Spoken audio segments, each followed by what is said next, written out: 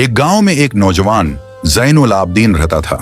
School और college की पढ़ाई मुकम्मल करके रोजगार के सिलसिले में बीरूने मुल्क शिफ्ट हो गया। उसकी शादी हो गई, हंसी खुशी जिंदगी गुजार रहा था। एक दिन उदास बैठा हुआ था।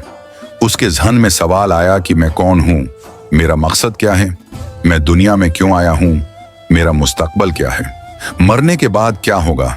इस तरह के बहुत से सवाल उसे तंग कर रहे थे। उसने फैसला किया कि मैं किसी बुजुर्ग से जाकर अपने सवालों का जवाब लूंगा। उसने एक बुजुर्ग के पास जाकर यही सवालात कहे। बुजुर्ग ने पूछा, बेटा मैं आपसे सवाल करता हूं कि तुम जिंदगी को क्या समझे हो। ज़ैनुल आबिदीन ने कहा, टाइम पे सोना, टाइम पे जागना, काम करना, खाना पीना वगैरह। बुजुर्ग ने कहा, बेटा ये सारे काम तो परिंदे और जानवर भी करते हैं, फिर उनमें और हम में फर्क किया हुआ। वो भी खाते हैं, पीते हैं, सोते हैं, जागते हैं, बच्चे पैदा करते हैं और फिर एक दिन मर जाते हैं। ज़ैनुल आबदीन ने कहा, आप सच कह रहे, ये सारे काम तो जानवर और परिंदे भी करते हैं। बुजुर्ग ने कहा कि बेटा फिर इंसानों और जानवरों में फर्क क्या हुआ। ज़ैनुल आबदीन सोच में पड़ गया, कहने लगा, यही सवालात तो मुझे तंग करते हैं। बुजुर्ग ने कहा, बेटा हम इम्तिहान देने आए हैं। ज़ैनुल आबदीन ने कहा, कैसा इम्तिहान। बुजुर्ग ने कहा, मैं आपको एक शहजादी का क़स्सा सुनाता हूं। एक लड़के को एक शहजादी से इश्क हो गया। उसने शहजादी से अपने इश्क का इजहार किया।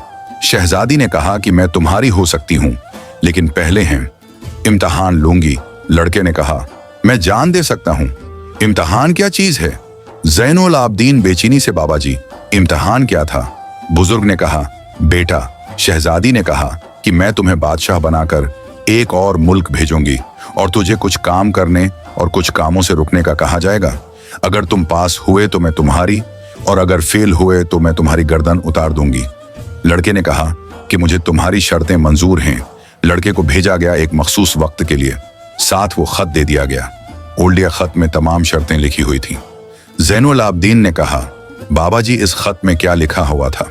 बुजुर्ग ने बताया, इस खत में लिखा था, तुम्हें 5 साल दिए जा रहे हैं, तुम फलां मुल्क के बादशाह हो, जो करना चाहो कर सकते हो, तुम्हें कोई रोके टोकेगा नहीं, न ही किसी किस्म की सजा दी जाएगी।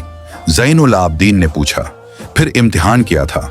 बुजुर्ग ने कहा, बेटा इसमें लिखा था कि तुमने मेरे साथ इश्क का इजहार किया है, किसी लड़की के पास ना जाना और न ही उसे चूहना।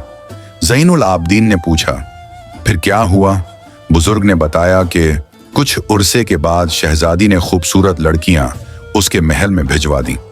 अपने खुफिया लोग भी भिजवा दिए, जिनका काम उस लड़के पे नजर रखना था, जिनकी ड्यूटी महल की सफाई और देखभाल और खाना वगैरह पकाना था।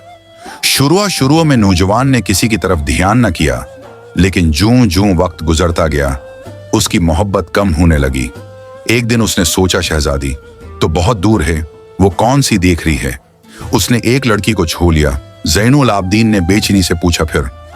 बुजुर्ग ने कहा, शहजादी के लोग इसके खिलाफ प्रूफ इकट्ठे करते रहे।